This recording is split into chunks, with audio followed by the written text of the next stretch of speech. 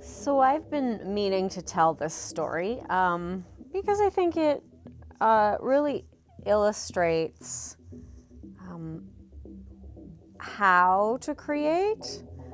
And there's a reason that all of our myths and whatnot throughout history were told as stories, because on a subconscious level, we take in information better when it's a story rather than when it's like a step-by-step instructional video. You begin to absorb it, I think probably because it brings up images, and the subconscious, it doesn't speak English. It doesn't speak any language. It communicates through images and emotion. And stories have those. So I don't know that the emotion part's going to come in this story. But so a few years ago, I was working in a university. And when I started my job, I really loved it. But as time went on, the job increased in intensity, and I didn't love it so much. And this was probably right around the time that I was pondering, like, I was gonna take the leap and start talking about manifesting in a more public sphere, because I'd been talking about it in private circles for probably almost a decade. And so I decided, yeah, this was the time. And I really didn't like my job, and so I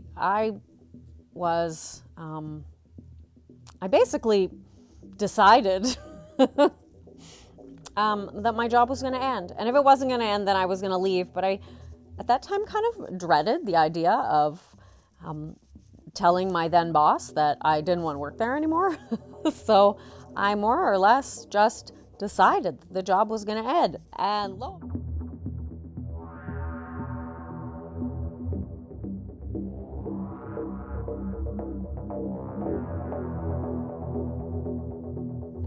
and behold, a new government was voted in, and they cut all the funding to post-secondary education, and my job ended. And the beautiful part about that is, just because of the way that it ended, they had to pay me out things that I was not going to get paid out if I left of my own will.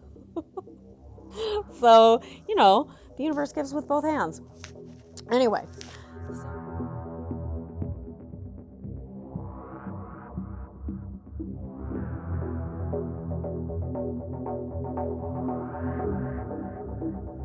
During this period of time, I started really attaching to the outcome of, like, all of creating this business that I was creating. And in doing so, I started to create like so much resistance, so much anxiety, like fear. Anyhow, I was so attached to the outcome, and like it was not happening. Little known fact about me, everything I've ever manifested that was kind of bigger, lots of things, once I can get into the groove, I can just manifest things easily, because it's about your energy. It's not me specifically. All people can do this. It's about your energy. You just have to be able to get into that resonance. So anyway, I was definitely not in resonance. I was in fear. I was in terror. There were a few times that, like, I was on the verge of a nervous breakdown. Where, like, your heart is racing and your body is shaking and your thoughts are going a mile a minute, like you're spinning out. And I had lots of these. And so, and this was something, this was related to money. And it took me a long time to figure out that money and people are the same. Coffee, parking spots, trips, all of it, jobs, all of it, all the same. Anyway, and so I decided that I was going to start applying for some jobs again, because I was really running out of money. And it was creating a lot of anxiety for me, and I had a lot of attachment to outcome, so you bet nothing that I was manifesting around that was really coming. And so I started applying for jobs. I kid you not, I applied for 100 jobs. Granted, it was sort of on the tail end of COVID, and here in Canada, like, things were pretty slow to open up, and this is not a COVID conversation, so, like, literally, like, at this point, I was feeling pretty bad about myself. Financially, I was going down in flames. Nothing was working. And yeah, I felt pretty rotten about myself.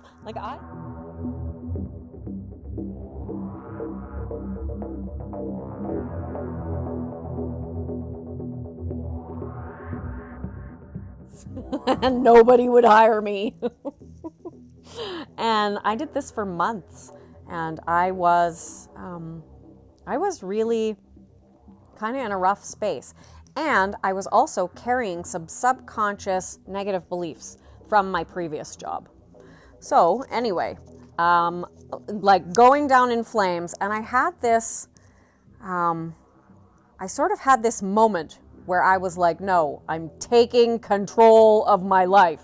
Because, so this always happens for me, as I feel really terrible, and then I sort of have this pop moment where I pop out and I'm like, no, I don't care. I'm not feeling this way anymore. I just wanted to feel better. So I started with that. I had a lot less resistance because I wasn't using my manifestation to feel better. I already felt good.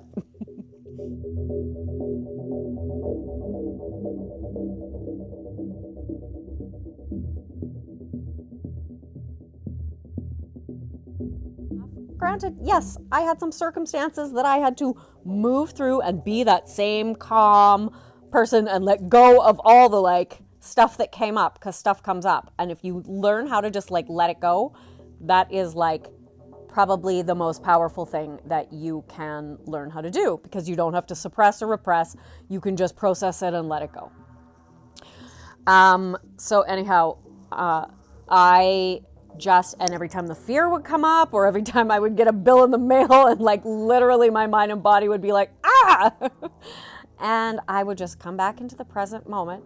And so I was calm, and I would just remind myself that, like, I have everything that I need in this moment, and debtor's prison doesn't exist anymore, at least not in Canada. I don't really know. It might exist somewhere around the world. I don't think so. I hope not.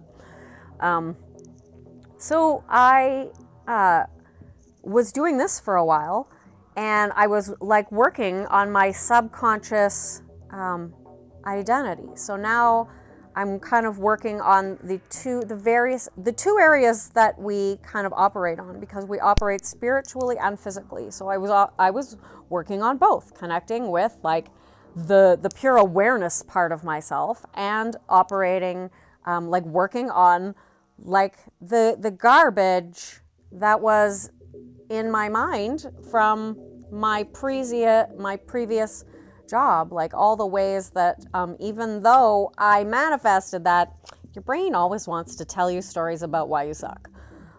So it definitely was doing that. So I had to do like, pretty much all the things that I talk about on this channel. I was using these tools, and as I was doing this, rather than, like, crazily trying to apply for jobs, I would get really calm and, like, maybe scroll through and look for one. And my mind is screaming in the background, like, do something. This getting calm, it's, like, not going to do anything. You're going to go bankrupt. And I just had to remind myself that didn't work. I already tried that. That freaking out, that, like, applying for jobs and, like, pushing and, like, in so much resistance, freaking out and pushing and trying. It hasn't worked. I need to try something else. And because the definition of insanity, as Einstein tells us, is doing the same thing again and again and expecting a different result. And so I needed to take a step back, look at what I was doing, not what I was doing externally, but what was I doing internally, and change that. So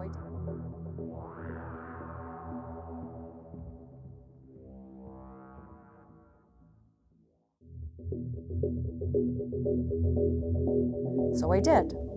And I came across this job posting, and I was like, oh my goodness, this job is perfect for me. And it set off some resistance because it was in a pay grade higher than I've ever made before. And so I applied for this job. I got into the space of like, no, I am perfect for this job. This is my job. In fact, so I applied for this job. I was called in for an interview, and I like got myself into alignment, and I literally said that in the interview. When they asked, why did you apply for this job? I was like, this is my job. This job was made for me. Like, seriously, that popped out of my mouth, and I was like, Rochelle, what are you, like, what is coming out of your mouth? And so anyway, and like literally some of the things I was talking about in that interview, in hindsight, I'm just like, really? Because, however, I was the person, and so it didn't even matter. But I didn't get called back for that job right away. They said, like, you would be hearing back in X amount of time. We need to fill the position. And I just decided, no, this is my job. This job is for me. So I did not hear back about that job within that time frame. And I remember sitting outside in the middle of my yard in the summer, and realizing, oh, it's been longer than they said. And my mind and body wanted to go, you didn't get that job. And I just, no, and realigned myself. That job is for me. They might have hired someone else, but sometimes people don't work out. Or they realize that job is for me, and they create a position. It doesn't matter how. That's not my business. That job is for me.